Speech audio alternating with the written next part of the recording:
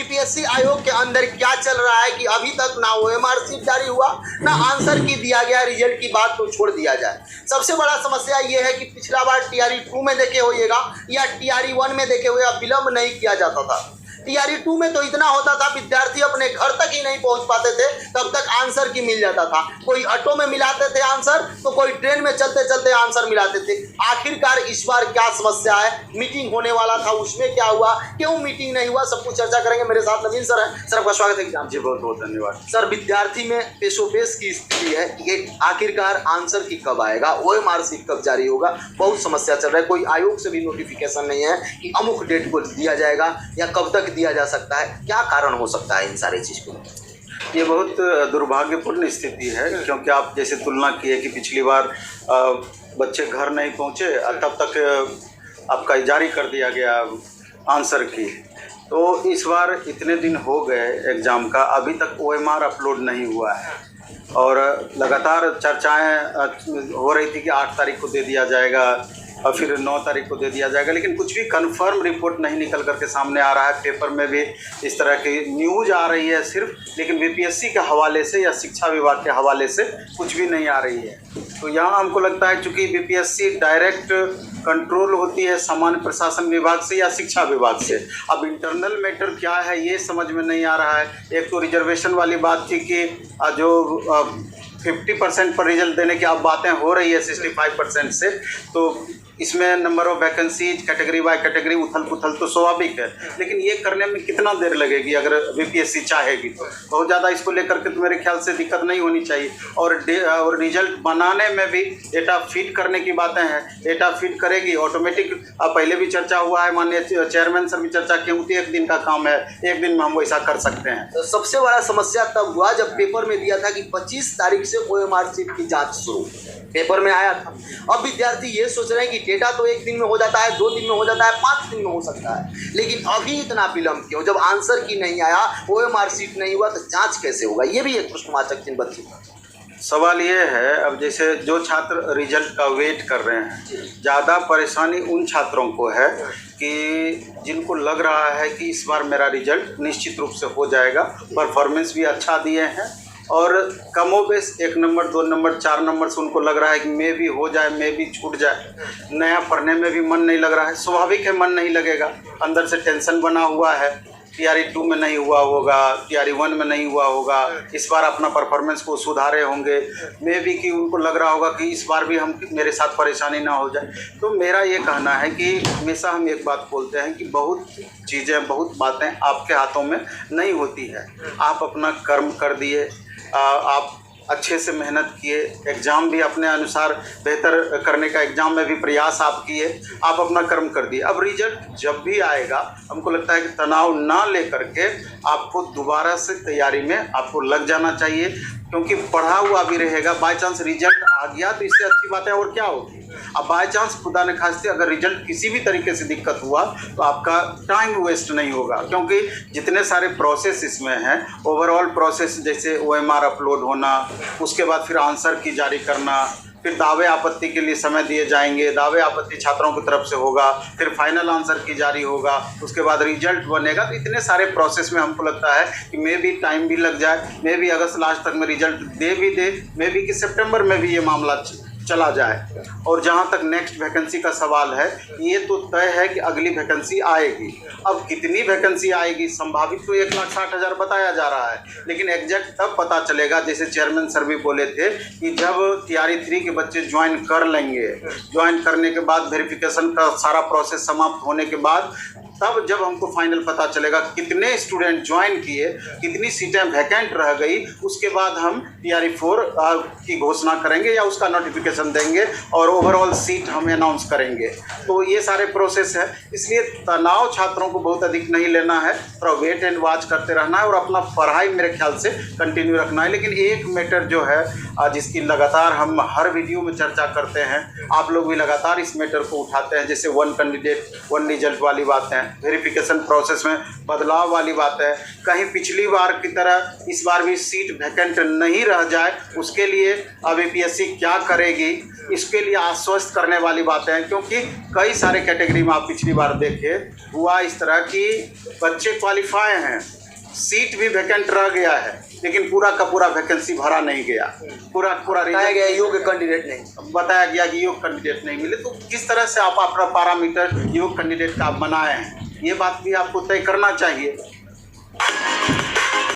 TRE-1 में भी supplementary result को लेकर कोर्ट में मामला है, कोर्ट में क्लियर भी कर दिया कि सप्लीमेंट्री रिजल्ट आना चाहिए। आप वेटिंग का प्रावधान कर दीजिए, कम से कम जितनी 87,000 समथिंग वैकेंसी है तो उसको पूरा का पूरा भरने का प्रबंध कर दीजिए।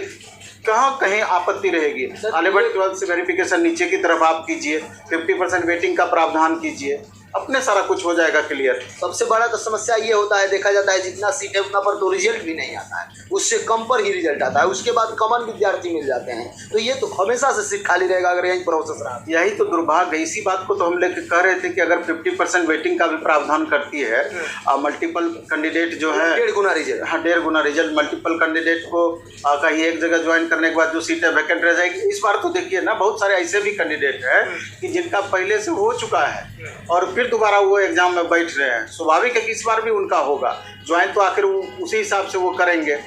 तो बातें बहुत सारी है। अब इसमें सामान्य प्रशासन विभाग क्या आदेश देती है BPSC को, क्योंकि आप BPSC से जब बात कीजिएगा तो वो डायरेक्ट इस बात को रखेगी कि सामान्य प्रशासन विभाग या शिक्षा विभाग जैसा आदेश आएगी, हम कंडक्टिंग एजेंसी है, हम इतना सारा रिजल्ट बना करके दे रहे हैं, अब आगे से जैसा आदेश आएगा उसको हमको फॉलो करना है। तो बात तो सही है।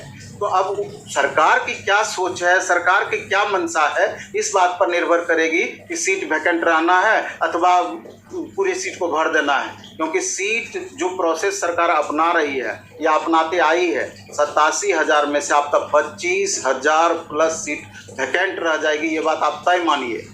जो सारा प्रोसेस है कि इसमें मल्टीपल कैंडिडेट वाले बच जाएंगे, आफ्टर वेरिफिकेशन जो सीट खाली होगा वो बच जाएंगे, और बहुत सारे कारण होते हैं जो बाद में चल कर के बच्चे छोड़ते हैं। तो सारे रीजन्स को अगर मिला दिया जाए 25,000 प्लस सीट वैकेंट रह जाएगी। सर क्या जिस तरीक़ा से TRE-1 TRE-2 में किया गया वेरिफिकेशन जो प्रोसेस था कि रिजल्ट दिया गया, रिजल्ट के बाद ज्वाइनिंग भी करा दिया गया थोड़ा सा जांच पड़ताल करने के बाद, और उसके 6 माह बाद 2 माह बाद जांच किया गया तो कहीं से 2,000, कहीं से 1,000, कहीं से 500, कहीं से 300 विद्यार्थी बाहर हो गए। अभी तक पूरे देश में देखा जाए तो ऐसा कहीं भी ज्वाइनिंग लेटर नहीं होता, जब तक वेरिफिकेशन ना हो जाए तब तक ज्वाइनिंग नहीं दिया जाता है। यहाँ 2 साल के बंधन पर ज्वाइनिंग दिया जाता है। सर इससे भी बहुत बड़ा नुकसान है। ये तो एकदम गलत प्रोसेस है, एकदम समझिए कि ऐसा प्रोसेस कहीं पर भी नहीं है।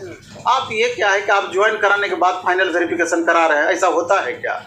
बिहार में होता है, बिहार टीचर वाले में ही होता है। ये एकदम गलत प्रोसेस है। कहीं ना कहीं ये सारा कुछ जब आप देखिएगा ना तो लगेगा कि कोई सोची समझी साजिश के तहत इस तरह का काम किया जा रहा है, एकदम सोची समझी साजिश के तहत। यहाँ तो बड़े बड़े दिमाग लेकर के वहाँ बैठे हुए हैं, उस तरह के माननीय चेयरमैन सर या IAS अफसर सब बैठे हुए हैं बड़े बड़े दिमाग को लेकर के। तो कहीं ना कहीं लगता है सरकार की तरफ से दबाव तो नहीं बनाया जाता है कि आप बताइए कि अगली वैकेंसी में कैसे मेरा सीट बढ़ेगा, क्योंकि प्रोसेस वही है, प्रोसेस वही है। आप देख लीजिए ना, नहीं तो बदलाव करने में क्या दिक्कत है। आप जितनी सीटें वैकेंट, जितनी वैकेंसी आप निकालते हैं, आपको भरना चाहिए कि नहीं? पूरी सीट पूरी भरना चाहिए, और आपको अच्छे से मालूम है कि कितनी सीटें वैकेंट रह जाएगी।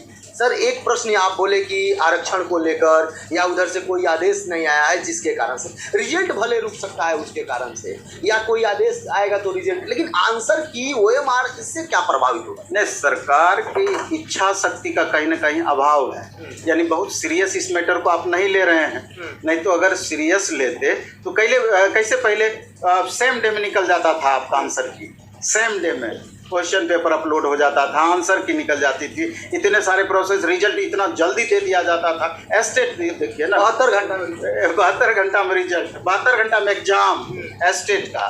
तो मतलब जो बिहार स्कूल एग्जामिनेशन बोर्ड को इतना सुस्त बॉडी लोग समझता है, वो 72 घंटे में एग्जाम कंडक्ट करवा सकती है। यहाँ BPSC तो अपने आप में इतना एक्टिव बॉडी है, लेकिन इस बार उसका भी अभी तक रिजल्ट नहीं आया है स्टेट का। बोला जा रहा है कि 10 तक देखा जाए, क्या उम्मीद है 10 को आ जाए? बच्चे तनाव नहीं है, लेकिन रिजल्ट उसका भी आ जाना चाहिए था समय पर। तनाव में इस बात को लेकर के है कि इस बार एस्टेट कब होगा, जबकि अगस्त में एस्टेट एनी हाउ निकलना चाहिए था। अभी तक सुगबुगाहट नहीं है, बहुत बच्चे वेट कर रहे हैं कि अभी तुरंत एस्टेट आ जाती और एस्टेट का जल्दी रिजल्ट दे देती तो हो सकता है कि तैयारी 4 हमारा पकड़ में आ जाता। बहुत सारे बच्चे जो 22-24 का पास आउट है वो बच्चे एकदम वेट कर रहे हैं, क्योंकि उनको भी तो लगता है कि एक भी अच्छी वैकेंसी हमारी पकड़ में आ जाए, क्योंकि आगे किसी को भरोसा नहीं है कि कितनी वैकेंसी आएगी कि नहीं आएगी। बहुत सारी बातें हैं। सर, क्या TRE 3 राजनीति का भेंट चढ़ सकता है और TRE 4 में और विलम्ब हो सकता है? मेरे ख्याल से तो ऐसा नहीं होना चाहिए, क्योंकि एक्टिव होगी तो तुरंत नेक्स्ट प्रोसेस हो जाएगा। और जिस हिसाब से माननीय मुख्यमंत्री जी अपने ट्विटर हैंडल पर इस बात को दे चुके हैं कि 1,60,000 वैकेंसी हमको देना है, जिसमें 26,000 सिर्फ कंप्यूटर शिक्षक की भी चर्चा की है, तो हमको नहीं लगता है कि वो इसके प्रति। दोस्तों, आप लोगों ने स्पष्ट रूप से सुन ली पूरी बात कि नवीन सर ने क्या कुछ कहा। उनका स्पष्ट रूप से कहना है कि जो आपका TRE 3 है उसका रिजल्ट आपका जल्द से जल्द अब आएगा। वो MRC डाउनलोड को लेकर और तमाम मुद्दों पर उन्होंने स्पष्ट रूप से बातें कही और स्पष्ट रूप से अपनी बातों को रखा। तो कहीं ना कहीं एक अच्छी खबर है। वीडियो को शेयर कीजिए। लेटेस्ट अपडेट के लिए चैनल के माध्यम से लगातार बने रहिए। दोस्तों, इस वीडियो में इतना ही। धन्यवाद। जय हिंद।